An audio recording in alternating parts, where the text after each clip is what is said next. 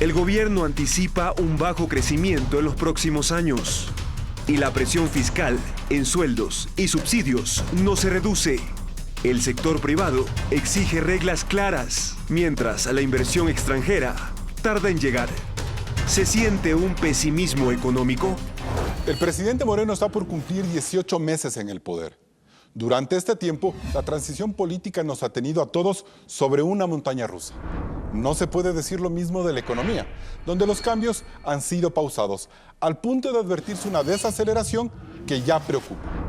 En el programa de hoy veremos si el interés del gobierno por trasladar el motor económico del Ecuador desde el sector público hacia el sector privado avanza con rapidez y decisión, o si las reformas que necesita el país se postergan una vez más ante la presión de un gasto público difícil de cortar y de financiar.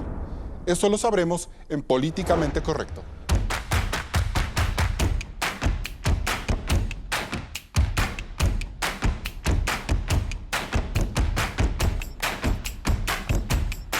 Hoy nos acompañan Pablo Arosemena, presidente de la Cámara de Comercio de Guayaquil; Vilma Andrade, asambleísta nacional por la Izquierda Democrática, integra la Comisión de Régimen Económico; Fabián Carrillo, viceministro de Finanzas; y Eduardo Valencia, exgerente del Banco Central y veedor de la Auditoría de la Deuda Pública. Gracias por estar un nuevo domingo en Políticamente Correcto. A menos de 2 meses de que finalice el año y con el análisis en marcha de la proforma presupuestaria para el 2019, es un buen momento para analizar el camino por el que va la economía en el Ecuador, donde las perspectivas no parecen ser muy alentadoras. Claudia. Sobre todo porque en los últimos meses la gente se siente cada vez más preocupada por el futuro del país. Según las últimas encuestas de Sedatos, el optimismo nacional perdió 25 puntos desde mayo del 2017 a octubre pasado. 7 de cada 10 ecuatorianos se siente actualmente preocupado, triste o frustrado. Y esta sensación tiene que ver con el rumbo que toma la economía y la falta de empleo, que inquieta a 5 de cada 10 ecuatorianos. El bajón en la percepción ciudadana coincide también con los ajustes que hizo el Fondo Monetario Internacional para el Ecuador en materia de crecimiento económico, que para este 2018 cayó del 2,5% al 1,1%. En el 2019, el crecimiento sería apenas del 0,7%. ¿Y por qué las expectativas de la economía caen de esa manera? Básicamente por los ajustes macroeconómicos que ha hecho el gobierno este año para reducir su déficit fiscal y controlar los niveles de endeudamiento. Para tal efecto, la inversión pública, que ha sido el motor de la economía nacional en la última década, se redujo en un 40% entre enero y septiembre del año pasado. Esos 4.300 millones de dólares que dejaron de moverse en el país no necesariamente fueron inyectados por el sector privado, cuya inversión, en el mejor de los casos y según el gobierno, sería de 1.200 millones de dólares hasta finalizar el año. Este bache es el que explica en gran medida por qué en el Ecuador se siente un frenazo en la economía. Carlos. Bien, gracias, Claudia. Economista Valencia, en el afán de emprender estos primeros ajustes, ¿es comprensible que se dé la desaceleración que se ha sentido en los últimos meses en Ecuador? En mi opinión, la desaceleración viene desde hace varios años. No es exclusivamente atribuible a la proforma presupuestaria ni del año que termina ni del que viene el próximo año. El problema de la economía del país es un problema estructural que, en mi opinión, se inicia porque en toda la década pasada, y me temo mucho que en el lapso de estos 2 primeros años del actual gobierno, no se ha preocupado el país de aumentar la producción. Cuando un país se olvida de producir, lo que un colega mío decía, el país adolece de amnesia productiva. Todos los indicadores económicos vienen cayendo sustancialmente, no de ahora, desde hace varias décadas. Se suponía que en mayo hubo un cambio sustancial en el equipo económico y que eso iba a inyectar confianza e iba a darle al Ecuador nuevas certezas. ¿Qué está pasando ahí? Yo no creo que ha habido nuevas certezas. Lo que acabo de ver de lo que opina la población desmiente exactamente de que hay nuevas certezas. Más bien hay cada vez más incertidumbre, porque si bien es verdad que parecía que con el nuevo ministro iba a haber más confianza, que se iba a cambiar la inercia de un modelo fracasado como fue el socialismo siglo XXI. Parecía que iba a haber un proceso de modernización y sobre todo que se iban a atacar los problemas estructurales que, como digo, no se han atacado, la producción sigue cayendo, la producción petrolera es la misma de hace 12 años y por tanto no se están haciendo las tareas que el país requiere. Para darle la palabra a Fabián Carrillo, ¿fue un error que en este deseo por ajustar el gasto público el gobierno se enfocara únicamente en el gasto de inversión y no en el gasto corriente, que es lo que le quita fuerza a la economía? Pero es que es evidente, o sea, uno no puede hacer el ajuste por la inversión es una cosa que tiene que crecer anualmente porque de la inversión depende el crecimiento futuro y de eso dependen los nuevos ingresos y el bienestar de la gente y la generación de empleo. Lo único que no se podía hacer es bajar la inversión. Entonces, según Eduardo Valencia, economista Carrillo, hubo un error en el manejo económico, no solo del gobierno, sino ya del ministro Martínez como nuevo marco de la política económica. Discrepo con Eduardo. Básicamente nosotros estamos sanando la economía, sanando los profundos desequilibrios, la situación grave, inestable y explosiva que heredó el actual presidente, el señor presidente Moreno. En eso nos encontramos, en un manejo de tratar de estabilizar la economía a través de reducir los desequilibrios, básicamente el déficit. Tenemos un nuevo marco legal, la Ley de Fomento Productivo, Atracción de Inversiones y Estabilización Fiscal. Es muy importante que se haya introducido a nuestro criterio dentro de la gestión del ministro Martínez este nuevo marco legal que lo que hace es dar una senda de ajuste ordenado, programado, transparente a las finanzas del Estado. Eso está bien, pero lo que le preocupa a mucha gente, incluso al economista Valencia, es que mientras el sector privado puede empezar a tomar dinamismo por esta ley que se empezará a sentir hacia finales del próximo año, el hecho de haberle desconectado la inversión pública y mantener fijos los gastos corrientes, que son altísimos, no le dio al Ecuador un alivio económico, sino más bien están como metidos en la misma lógica de buscar endeudamiento para pagar sueldos. Es importante que el esfuerzo público esté adecuadamente financiado. Cuando nosotros llegamos hace aproximadamente 6 meses al ministerio, nos encontramos con un presupuesto que adolecía de profundos problemas estructurales. El plan anual de inversiones no tenía financiamiento identificado. Sobre esa base hemos tenido que identificar los proyectos que deben lograr tener esfuerzo fiscal de tal manera que se logren los objetivos en ellos planteados. Y por eso es la baja ejecución presupuestaria que le critica mucho el gobierno del expresidente Correa. Es decir, que pese a todos estos ajustes que se hacen, encima de todo eso, la baja ejecución en las obras hace que la economía se vuelva a desacelerar con más fuerza. Ahí es importante aclarar, precisamente es en el segundo semestre donde los proyectos de inversión comienzan a concretarse. En el primer semestre, que es la información que entiendo se ha evaluado, se observa eso que es cíclicamente lo que uno evidencia en los diferentes ejercicios presupuestarios. En este segundo semestre hemos acelerado la inversión pública, hemos logrado fuentes de financiamiento para precisamente, sin comprometer la estabilidad económica, lograr ejecutar los proyectos de inversión sociales, productivos, que la economía requiere. Bien, Vilma Andrade, asambleísta, ¿este plan, pese al cambio de equipo económico, sigue manteniendo esta lógica atada al modelo estatal? ¿Cómo le mira usted? Yo sí debo relevar que ha habido un esfuerzo en transparentar, por ejemplo, las cifras. Ya conocemos ahora los ecuatorianos cuál es precisamente el endeudamiento que tiene el Ecuador. Eso estaba vedado antes. Igualmente, ha habido, yo creo que, también un esfuerzo para equilibrar las cifras macrofiscales. Sin embargo, sí preocupa que el desempleo sigue siendo extremadamente alto. Tenemos 386,000 personas en desempleo total. ¿Y por qué se da eso en su lectura? Porque precisamente no hay un apoyo con políticas claras para producción, para productividad, sobre todo para el emprendimiento. Pero también yo creo que el error fundamental que ha tenido este gobierno es que al inicio de su gestión no tenía una política económica y hemos tenido 4 anuncios.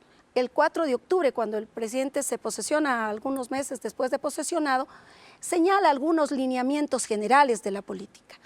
En abril ya dice que van a haber 4 ejes, 14 medidas y esas luego se cambian. El 24 de mayo anuncia que va a haber la ley de fomento productivo. Y se ha ido la tercera parte del gobierno ya. Y se ha ido la tercera parte y al último este anuncio que viene a dar Richard Martínez, el ministro de Economía, con plantearnos que ya son 2 medidas concretas que tendrá dos ejes concretos que tendrá que tomar, que es la sostenibilidad fiscal y es el mejoramiento y el crecimiento económico. Esta falta realmente de haber tenido un encauzamiento claro de la economía es lo que nos tiene ahora entrampados con falta de generación de empleo, falta de producción, de productividad. Antes de darle la palabra a Pablo, solo una precisión, doctor economista Valencia. Usted decía hace pocos días que las cifras no están claras, que no está manejando el gobierno las cifras de endeudamiento con transparencia, con la transparencia que ustedes las anunciaron en abril de este año. De hecho, cuando hablamos de transparentamiento de las cifras, quien hizo la transparentación de las cifras fue la Contraloría. No fue el Ministerio de Economía. Hasta ese momento nadie lo había hecho. Fue la veeduría de la deuda con la Contraloría la que estableció que la deuda hacia el año 2016, a diciembre del 2016, ya llegaba a 70.000 millones de dólares. Esa cifra continúa ahora y continúa creciendo porque la política del actual gobierno es continuar con la de los dos ministros anteriores. Esa cifra sigue creciendo. Dice que ha sido positivo transparentar esas cifras. Pero por parte de la Contraloría. No, ¿verdad? Por parte del gobierno. Absolutamente. El propio ministro de Economía a veces utiliza la cifra de 50.000, otras de 46.000, pero nunca utilizan la cifra de 70.000, que es la que suma todas las deudas del gobierno. Ahí, Carlos, quizás solamente precisar que efectivamente no me refería solamente a transparentar en el Ministerio de Economía, sino que ha habido el gobierno en general ha dejado y ha permitido que eso ocurra. Antes, seguramente el Correa jamás hubiera permitido que la Contraloría saque a la luz de esos datos. Pablo Arosemena, los alivios tributarios a los empresarios tampoco animaron a la economía. Si bien los resultados se verán después, pero la idea era inyectar confianza, inyectarle alegría a la producción. ¿Qué está pasando ahí? Veamos hacia atrás rápidamente. El socialismo del siglo XXI fue una suerte de retroexcavadora y como toda retroexcavadora cavó un hueco profundo donde cayó el país hasta el fondo. Este gobierno en un último tramo está tratando de crear una suerte de escalera con medidas, con la proforma presupuestaria para sacarnos adelante, con los incentivos tributarios. El problema es que la escalera sigue quedando corta para un hueco que es tan profundo, le hacen falta más peldaños.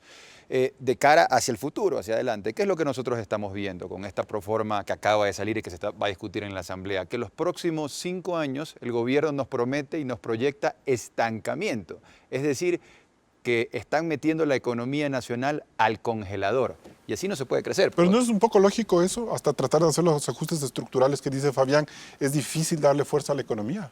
Mira, uno esperaría mayor liderazgo de parte del sector público, liderazgo no que ponga el país en piloto automático, el liderazgo que agarra el volante y maneja en la tormenta. Ese es el liderazgo que uno espera de la gente que está en el sector público para que haga que las cosas sucedan. Y hoy lo que se requiere es marcar el norte, recortar gasto público improductivo y me parece que se lo está haciendo al revés. Bien lo decía Eduardo, el gasto que hay que recortar es el gasto corriente, porque recortar el gasto de inversión, eso es recesivo y eso es justamente lo que ahora no se necesita. Es que ese gasto de inversión lo empiecen a hacer la empresa privada. ¿Por qué no se ha dado en este año ya una mayor entrada del sector privado a hacer cosas que el gobierno las está dejando de hacer? Mira, hay temas estructurales y hay temas coyunturales. Los temas estructurales de toda la vida es la falta de seguridad jurídica, la justicia que en el Ecuador al día de hoy no es independiente, no es autónoma, no está despolitizada. Los grandes temas del Ecuador no están resueltos, están ahí. Pero hay un ministro que les da confianza, que pertenece al sector gremial. Mira, ¿no es esa una forma de generar seguridad? Yo te digo que las cosas concretas que se esperan todavía no las estamos viendo. Por ejemplo, cuando uno mira la proforma presupuestaria, ahí están impuestos que se había hablado que se los iban a revisar, específicamente el impuesto a la salida de divisas, que le encarece la vida a todo el mundo que nos está viendo. Ecuador es un país carísimo, entre otras cosas, por ese impuesto. Y ese impuesto nos van a seguir martillando 5 años más. Con estas primeras reflexiones nos vamos a un corte comercial. Siguen Políticamente Correcto. La semana pasada el gobierno presentó la proforma presupuestaria para el 2019. Luego del corte analizaremos cómo está concebida. Siga con la señal de Coavisa.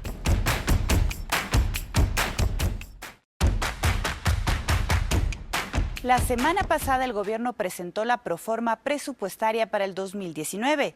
Su estructura ha generado preocupación en varios sectores, pues esta es el 1.7% más alta que el presupuesto del 2018. Veamos.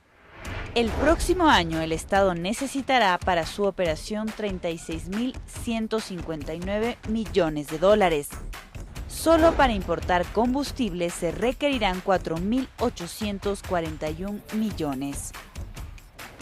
En esta proforma se incluye el pago de 1.240 millones al IES por pensiones jubilares. Los sueldos del sector público representan al Estado casi 9.500 millones de dólares. El ahorro con relación al 2018 es mínimo. Este año, para el pago de intereses de deuda pública, se necesitarán 3.365 millones. El gobierno, por su parte, prevé recaudar 15.200 millones de dólares por impuestos, valor ligeramente mayor al 2018. Y calculó en $58.29 el precio del petróleo. Para cubrir todos los gastos, incluyendo el déficit fiscal, este 2019 se requerirán unos 8.166 millones de dólares de financiamiento, un 7% menos que el año pasado. ¿Este presupuesto consolida el programa económico del gobierno? Vilma Andrade, ¿y consolida este presupuesto el programa económico del gobierno? Bueno, yo creo que en parte sí, porque uno de los anclajes o las políticas que ha dicho el ministro y el presidente de la República es el tema del equilibrio de las finanzas públicas, y eso en alguna medida está tomado en consideración. Yo creo que ha habido un buen esfuerzo en la medida de que ahora el déficit está en 3.650 millones, sin contar el financiamiento que tendríamos por los derivados. Y también por lo que ya ahora mismo se señaló de lo que vamos a tener que pagar las amortizaciones y la deuda. Pero aquí hay un elemento fundamental, que es el reconocer y ya poner en el presupuesto los 1.200 millones para la seguridad social. Eso es un punto importante. Esa deuda es absolutamente legítima. Esa deuda jamás fue considerada por el gobierno anterior, y creo que además de darle solidez a la seguridad social, que es uno de los elementos para mí fundamentales de cualquier país, nos permite eso. Ahora, que lo que sí preocupa realmente es que seguimos con la misma política de endeudamiento. No sabemos ni siquiera cómo vamos si hay que pagar la cancelar. misma cantidad de sueldos, hay que pagar la misma cantidad de subsidios a las gasolinas. Pero es porque también no se generan iniciativas. Hay que necesitar la misma cantidad de dinero, pues. En la subvaloración aduanera, en lo que es la defraudación aduanera, se conoce que se pierden alrededor de 2.000 millones. ¿Qué ha hecho el gobierno para mejorar ese control? ¿Por qué también no llegar a un gran pacto nacional para que, en vez de que esté todo el mundo en incertidumbre, los funcionarios y empleados públicos, de perder su trabajo, que ahora mismo, de acuerdo al programa del gobierno, se irían 42.000 hasta mayo?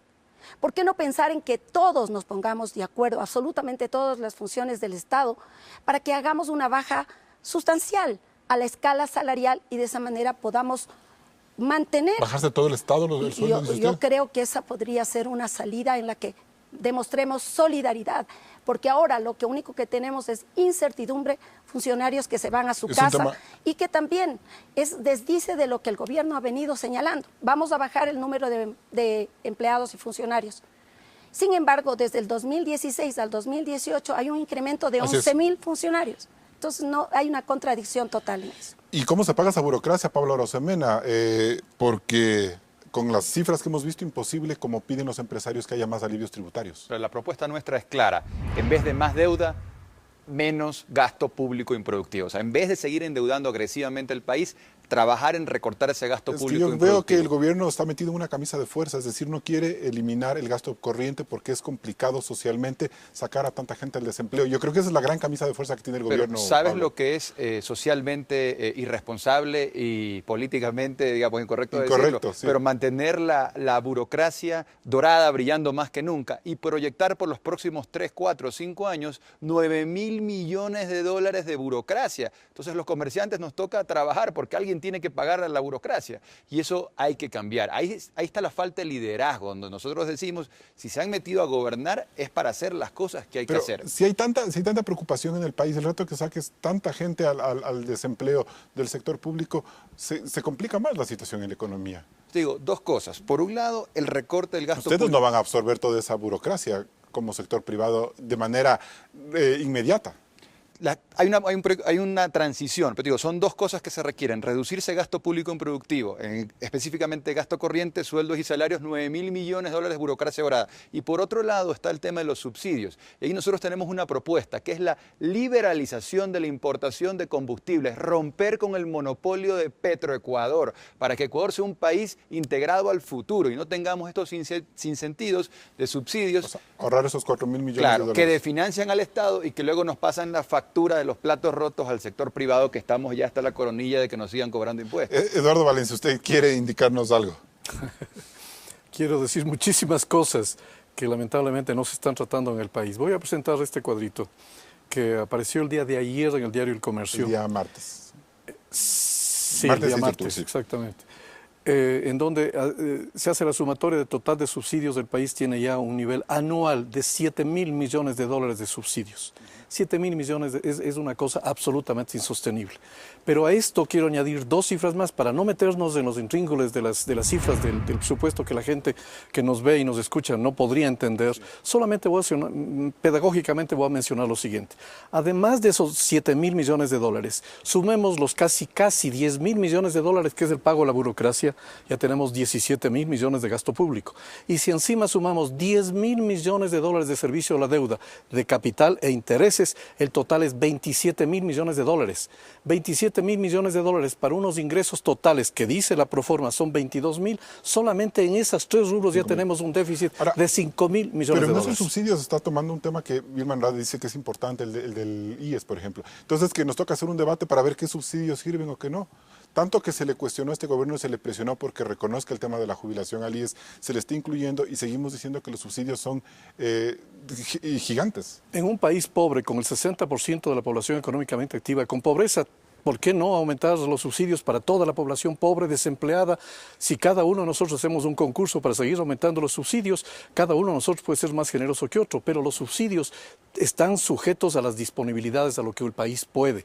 Yo quiero decir una cosa. Todo el tiempo que se habla de recorte de la burocracia, que dicho sea de paso, Pablo le llama a toda la burocracia dorada, no es así. No toda la burocracia es dorada. Algunos servidores públicos son para la seguridad, otros son para la educación, sí, para la salud, y esa burocracia no es dorada. Pero sí voy a mencionar con precisión qué parte del total de los 10.000 millones de dólares, de los 809.000 burócratas que existen en el país, hay un pequeño grupito de 38.000 burócratas que ganan un sueldo igual o superior al del presidente de la República. El presidente de la República, según un debate que hubo recién de cuántos sueldos tiene el presidente, se dice que gana como presidente 5.300. La cantidad de burócratas que ganan más de 5.000 dólares son 38.000, que son solamente el 4% de los 809.000 y que no tiene nada que ver con el problema social. Segundo, hablamos de burocracia dorada que brilla hoy más que nunca porque el sueldo promedio en el sector público es el doble del sueldo promedio en el sector privado. En Ecuador tenemos que hablar de productividad. Mientras no tengamos productividad, vamos a ir dando vueltas en la misma historia. Fabián Carrillo, hay unas recetas. Hay 30.000 personas que ganan demasiado en el sector 38.000. 38.000. Un concepto general primero. El presupuesto, si uno saca la cuenta de financiamiento de derivados, es decir, el efecto del incremento en subsidios a los combustibles, asociado al incremento del precio del petróleo en los mercados internacionales, es menor. Es 1.3% puntos porcentuales del PIB, menor que el presupuesto que se envió en el año 2018. Eso es muy importante, sin embargo, de haber incluido dos elementos que en total suman aproximadamente 1.500 millones de dólares. El aporte del 40% al pago de pensiones, más el efecto de la ley aprobada en la Asamblea de manera mayoritaria, que entregó recursos adicionales a la Amazonía por aproximadamente 300 millones de dólares. Sin embargo, de eso, el presupuesto se reduce. El Estado da Pero ejemplo. no los sueldos al sector público. Se reducen 70 millones y sí quisiera revisar las cifras tanto de Eduardo como de Pablo. Les invitaría a revisar a detalle esas cifras. Desde el punto de vista de los registros del Ministerio de Economía, no compartimos la misma información. Entonces sería bueno tener un... Pablo dice, le pide a usted, le hace un planteamiento totalmente puntual. Eliminar el subsidio de los combustibles de una vez por todas. Ahí se ahorrarían 4.000 millones y el mercado sería el que se ajuste a esos precios. Este es el gobierno del diálogo y los consensos. Hacer eso hay que tomar algunos elementos en cuenta. Primero, que es el sector privado el que se beneficia de los subsidios. Hay actividades productivas importantes que se benefician, por ejemplo, el transporte de carga del subsidio al diésel. Sin embargo, hay que optimizar y hay que focalizar. De eso estamos convencidos. Hemos dado un primer paso a través del incremento de la gasolina súper y parte de... Señor viceministro, me voy a un corte comercial y regreso con usted. Sigue el debate luego del corte comercial. Volvemos enseguida. Al volver, revisaremos y analizaremos las acciones del gobierno en materia económica. Envíenos sus comentarios a @políticacorrecta en Twitter. Regresamos con más de este debate.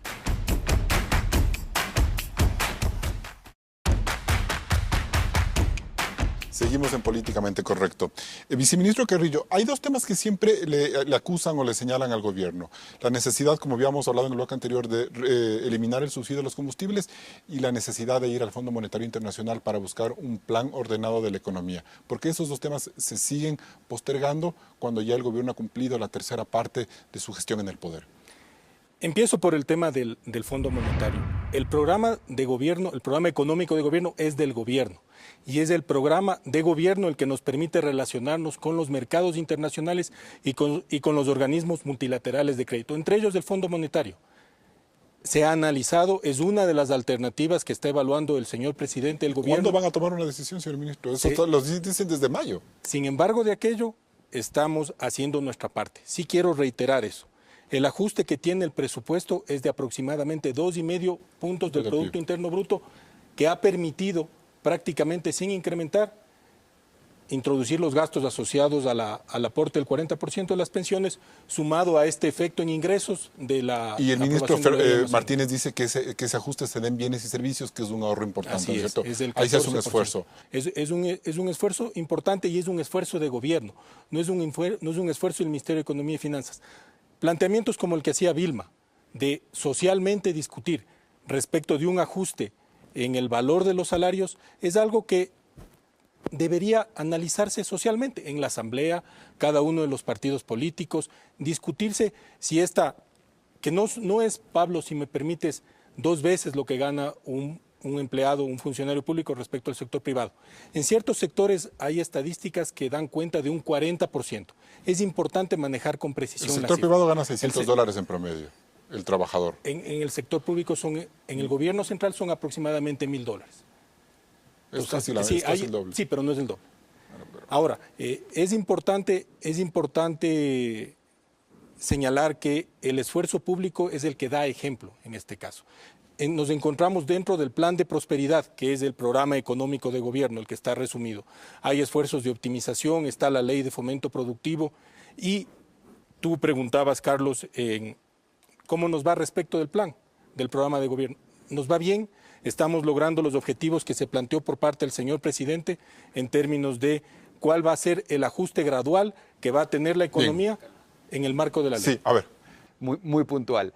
¿Qué es lo que siente la gente? La carestía del país, la pobreza, la falta de empleo, hoy está más que nunca. Entonces, el programa de gobierno, las medidas, la proforma presupuestaria, resuelven los problemas, va a resolver el hueco fiscal, va a generar empleo, va a reactivar la economía. Yo creo que sería mentirle al país que el gobierno diga eso. No lo va a hacer. Entonces, eso sería hablar con precisión. Sean precisos. Ustedes no están reactivando la economía. Les está faltando el liderazgo. Porque al final del día, lo que venimos diciendo desde el sector productivo y todos los que hoy están en el sector público, que estuvieron en su momento en el sector productivo, lo conocen bien. Eliminar el anticipo del impuesto a la renta que las inversiones ahuyenta. Ahí sigue vivito y coleando. Eliminar el impuesto a la salida de divisas, que la ley dice que se va a revisar y la Pero ¿cómo se nutre el presupuestaria... presupuesto si sigue eliminando impuestos? Si necesita, solo en impuestos tiene $15,000 millones con unas necesidades de gasto de más de 27,000, como decía Eduardo Valencia. Porque tienes que hacer dos cosas. Eliminar los impuestos que le restan competitividad al país y que impiden la generación de empleo productivo, y por otro lado, recortar el gasto público improductivo, esos más de 9,000 millones de dólares de burocracia que la tiene que pagar el comercio, y nos toca seguir trabajando para mantener a la burocracia. Entonces, ahí están los desafíos. ¿Eso es posible, Fabián Carrillo? Primero, la proforma, el presupuesto no tiene poderes mágicos. Es parte de un plan, es parte de una programación y un conjunto de esfuerzos. No porque el presupuesto tenga determinadas características vamos a lograr los objetivos que compartimos con Pablo, de mayor empleo, mayor bienestar, mayor actividad económica. Sí vale señalar, se estigmatiza la burocracia. Tomemos en cuenta que aproximadamente 83% del gasto salarial son educadores, servidores de la salud, policías y militares. Tomemos en cuenta eso y prestan servicios sociales muy directos a la población. Entonces, sí vale la pena contextualizar y ver qué parte de ese gasto, que el 83% de la masa salarial, se propone recortar si es que no tenemos las fuentes de financiamiento. Para volver con usted, Fabián Carrillo, economista Valencia, ¿a usted no le preocupa que este año, el próximo 2019, mejor dicho, se necesiten 8.000 millones de financiamiento para sostener ese presupuesto, para cubrir subsidios, pago de intereses y cubrir los déficits fiscales? Pero por supuesto que me preocupa. Yo no creo que vayan a ser 8.000, yo creo que van a ser al menos 10.000. Dicho sea de paso, los 8.000 son el mismo nivel del presente año, es decir, aquí no ha cambiado nada. ¿Y de dónde va a salir esa plata? ¿De dónde va a salir la plata? A ver, déjeme decir algunas cosas un poquito más de fondo, si me permite. Cuando hablamos de estabilidad, se dice muy fácilmente, vamos a estabilizar la economía, y aquí se ha reconocido que se va a estabilizar la economía. Una piscina que tiene agua y que tiene capacidad de unos cuantos metros cúbicos de 10 por 4 y por 3, una capacidad determinada, puede estar llena al tope o puede estar llena abajo. Cuando está llena abajo, se estabiliza abajo, y cuando está llena arriba, se estabiliza arriba. Y aquí lo que está pasando es que cada vez nos estabilizamos más abajo. Yo no sé cómo le llaman plan de prosperidad al actual plan que aprobó la Asamblea, cuando es un plan de estancamiento, que lo digo yo, lo dijo el ministro de Economía, que el próximo año va a ser peor que este, y que solo a partir del año 2021 va a empezar la reactivación. Es decir, todo este lapso va a ser un plan de estancamiento. Hay que ser claros y decirle a la gente eso. Pero en mi opinión lo que pasa es lo siguiente, que por razones de inercia, porque aquí hay el mismo corazón del socialismo siglo XXI que gobierna el actual, y no hay ninguna cosa innovativa. Nosotros en el Foro de Economía y Finanzas al cual pertenezco, yo personalmente lo vengo diciendo desde hace más de 4 años, aquí había que cambiar completamente los parámetros del ajuste.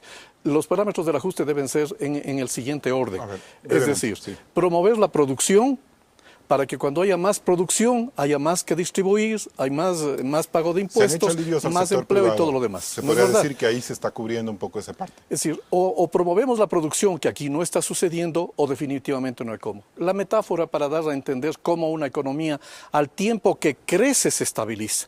Todos hemos manejado una bicicleta alguna vez en la vida. Una bicicleta no se estabiliza y la persona que va en la bicicleta, es decir, la población que va en la economía, no se estabiliza nunca si es que no se pedalea. Es decir, si no crece la economía en 2, 3, 4, 5, 6% permanentemente, entonces la economía crece y se estabiliza todo. Aquí no pasa eso. ¿Cómo podemos cambiar el paradigma? En lugar de subir los precios de los combustibles de un solo golpe, en lugar de poner más impuestos, en lugar de no hacer los deberes, de mantener una burocracia, de mantener un gasto público enorme, lo que aquí nosotros sugerimos de hace rato es que se recorte el gasto público, por ejemplo, en estas 38.000 personas que ganan igual o más que el presidente. Si se redujera el gasto público, la masa de gasto público total, se podría disminuir también los impuestos porque ya no habría necesidad de financiar un gasto tan grande. Hemos sugerido, yo desde hace 4 años, que se disminuya el IVA en 2 puntos porcentuales. Si la gente tiene menos carga por impuestos, libera poder de compra y ese poder de compra va a todas las empresas para que las empresas vendan. Hablemos de eso luego. Asambleísta, para irnos ya a corte, ¿usted cree que esta proforma va a tener problemas en la Asamblea? Yo creo que sí. Tenemos, de hecho, muchos cuestionamientos y es posible que se ha observado, he podido escuchar varios planteamientos en ese sentido. Yo quisiera también abonar en el hecho también de que muchas metas que se planteó el gobierno no han sido cumplidas. Se habló de la repatriación de capitales y se estimaba que ahí iba a retornar, porque hay que decirlo también, que las grandes empresas, las grandes industrias fueron las mejor favorecidas en la época del correísmo y se sacaron del país 37.000 millones. No ha retornado un solo centavo. Se ha dado incentivos, este gobierno ha ayudado muchísimo a la derecha. Hay que decirlo claro, los 700 millones que supuestamente se va a tomar o que iban igual a ingresar por las remisiones, no ha ingresado. No se está apoyando con crédito barato a quienes generan empleo, porque hay que desmitificar que la gran industria, la gran empresa da empleo. O sea, ¿usted cree que hay una deuda de la gran industria y de los grandes empresarios al país? Por supuesto que sí. Ellos generan apenas el 25, 28% del empleo. El 70% son por emprendedores o por empleados por cuenta propia, y ellos no tienen políticas de apoyo. He visto en la Proforma, al menos sumando en varios rubros, 850 millones, y a la derecha se le perdonó 1.700. Ok, hablemos de esto luego del corte comercial. Siguen políticamente correcto. Recuerde que puede seguir este debate en Facebook en la página oficial de Coavisa y en Instagram @políticamentecorrecto_s. Regresamos con más de este debate.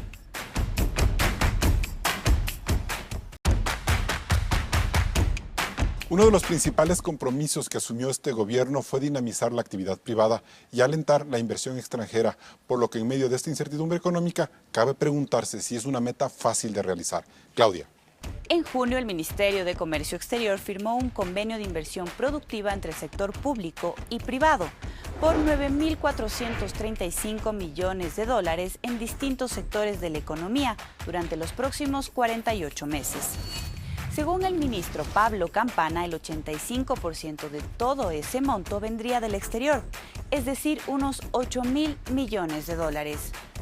Es una meta bastante ambiciosa porque, según la CEPAL, Ecuador recibió esa misma cantidad de inversiones en los últimos 13 años, por lo que si entre el 2005 y 2017 al país llegaron unos $625 millones anuales, a partir de este año deberían llegar $2.000 millones. Históricamente, y como vemos en pantalla, Ecuador nunca ha estado entre los 5 países de la región que captan el 98% de la inversión extranjera, es decir, Brasil, Colombia, Argentina, Perú y Chile. Al ser 2 países con similar población, podemos concluir que mientras cada chileno recibe $351 por inversión extranjera, un ecuatoriano apenas recibe $35 anuales, es decir, 10 veces menos. ¿Hay condiciones para cambiar esta realidad? Carlos.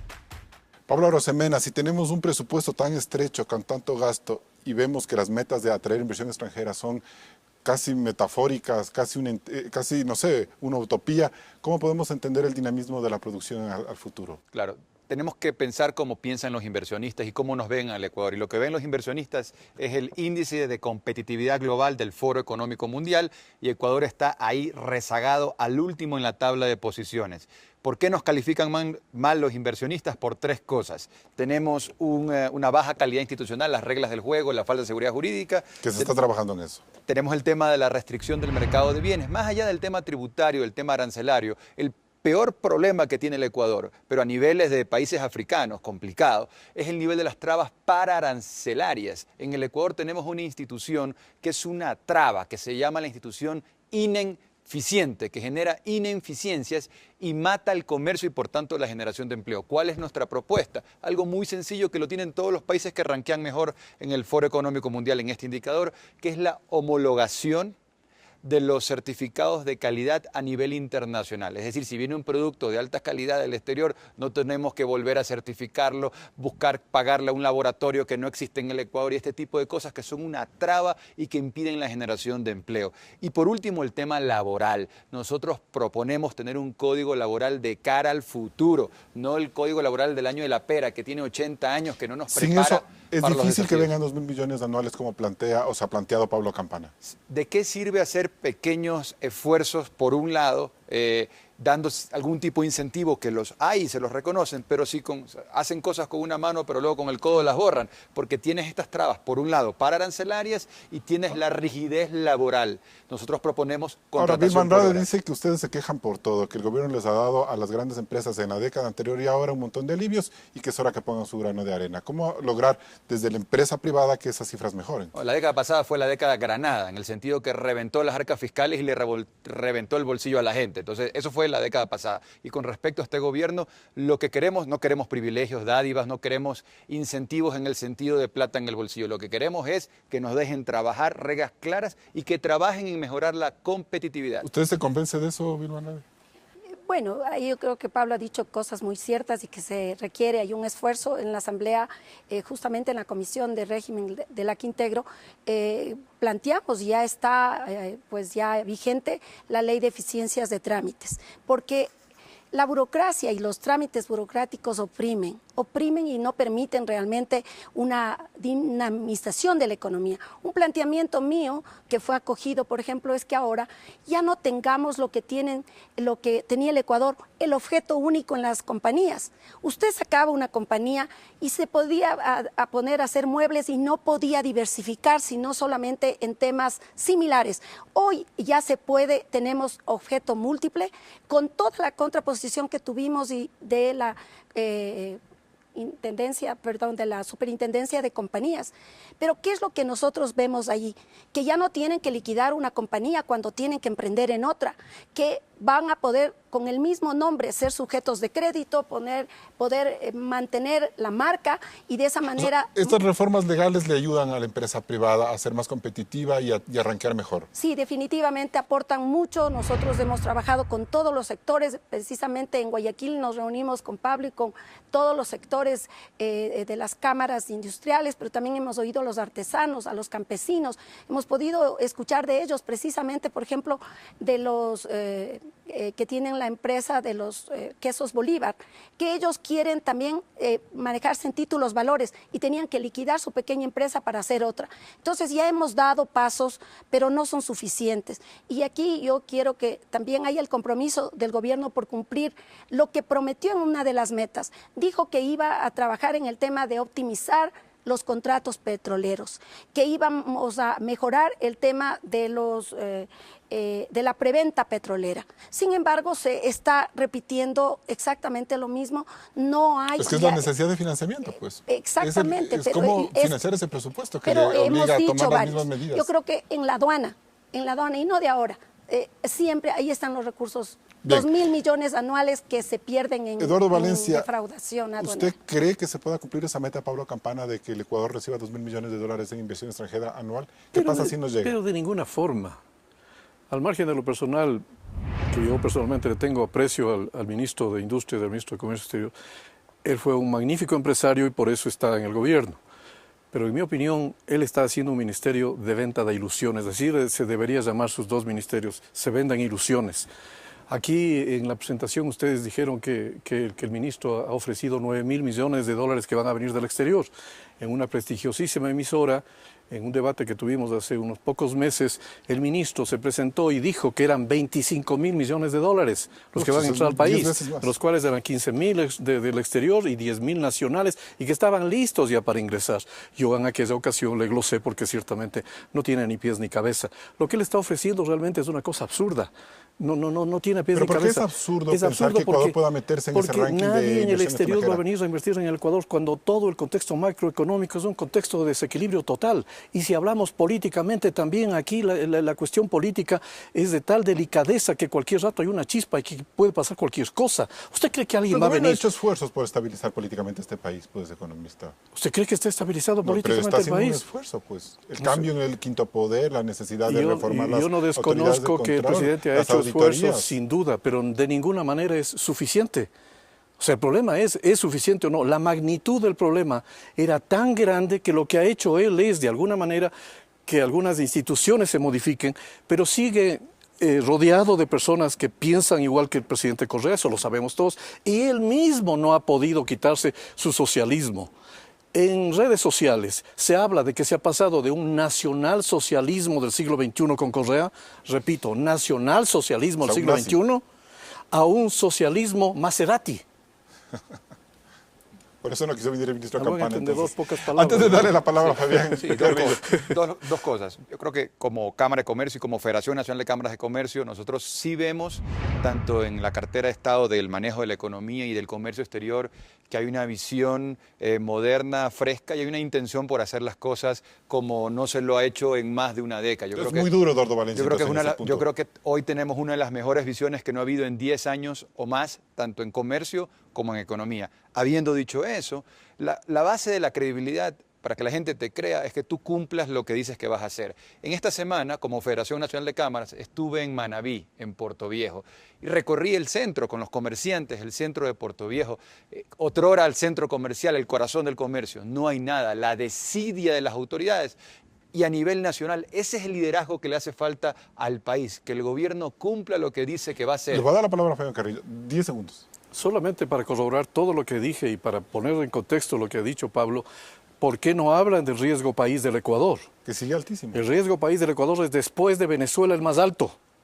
Y es casi igual al de Argentina, que tiene un programa económico de ajuste terriblemente duro y severo, que lo tiene por no haber hecho los deberes que debieron hacer en los 2 primeros años. Aquí está pasando exactamente lo mismo. Cuando uno examina que el riesgo de este país para invertir es tan alto, no deberían decir que van a venir tal cantidad Ahí de capitales. está, viceministro. Uno de los desafíos que tiene nuestra sociedad es vencer el pesimismo. Eso es fundamental y a eso invitamos nosotros con el Plan de Prosperidad, al sector privado a que se sume al esfuerzo público. Es bien importante dar mensajes positivos, buenas noticias. Uno puede ver, hablaba de la piscina Eduardo, el medio vaso lleno o el medio vaso vacío. Actualmente, a nuestro criterio, existen las condiciones probablemente no ideales, pero sí necesarias y suficientes Pero ante los para el agentes el desarrollo. riesgo país sigue siendo altísimo. Tomemos en viceministro. cuenta, existe una coyuntura... No bajó con Martínez. Permítame, existe una coyuntura muy complicada. No es acertado comparar la situación del mercado financiero internacional ahora que la de hace 6 meses. El incremento en el riesgo país es general a nivel de la región. Ecuador tiene que hacer su tarea ahí. Pero sí, todas esas cifras y esas expresiones es muy importante a mi criterio, primero que sean precisas y luego que se diga por qué sí o por qué no. Nosotros estamos convencidos que existe un esfuerzo importante del gobierno para atraer nuevas inversiones. Lo que ha promovido Pablo Campana es exactamente el objetivo de gobierno, mejorando todo aquello que bien observaba Pablo. Y también tomando en cuenta que existen restricciones de carácter estructural que tiene la economía, que no vamos con una proforma o en pocos años a superar. Es muy importante eso. Nos vamos a un corte comercial, volvemos con las conclusiones.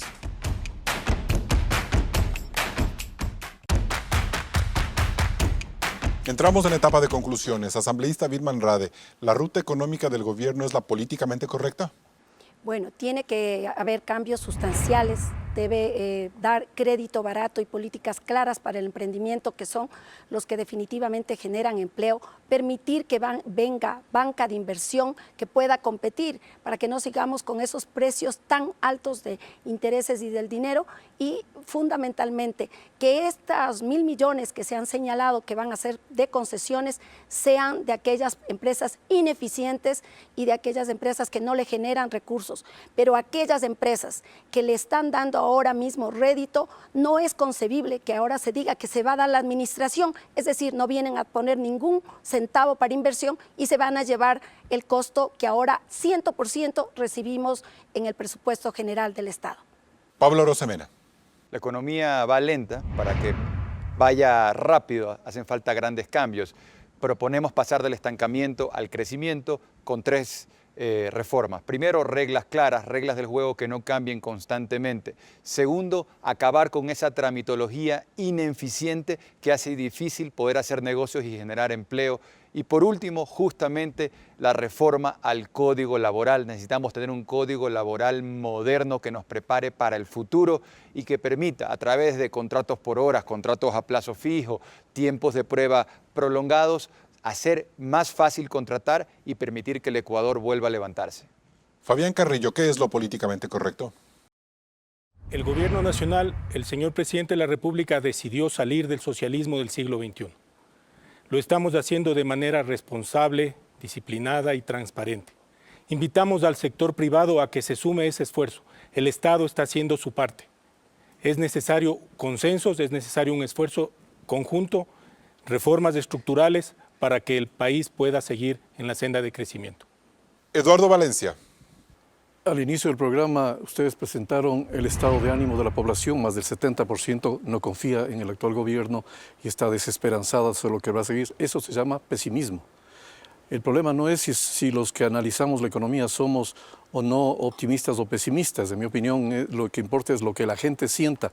Y para ellos, mientras exista una caída de la producción en todos los sectores, mientras haya estancamiento del PIB, mientras haya una deuda externa que continúa siendo abultada, que hayan déficits fiscales, déficit de la balanza de pagos, reserva monetaria internacional prácticamente inexistente, mientras eso suceda, está en peligro el sistema monetario y eso lo capta la gente. Así que, en mi opinión, o hay un gran proceso de reconversión productiva, es decir, un esfuerzo de replantearse todo y volver a iniciar desde cero para que todo el mundo participe, sector público y privado.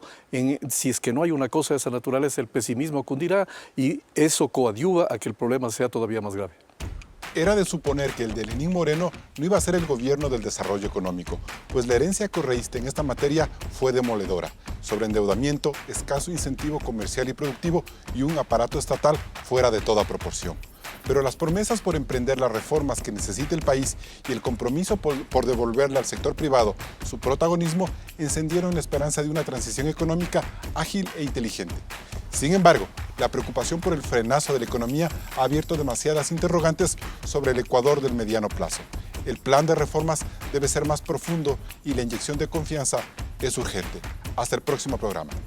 Así concluimos Políticamente Correcto.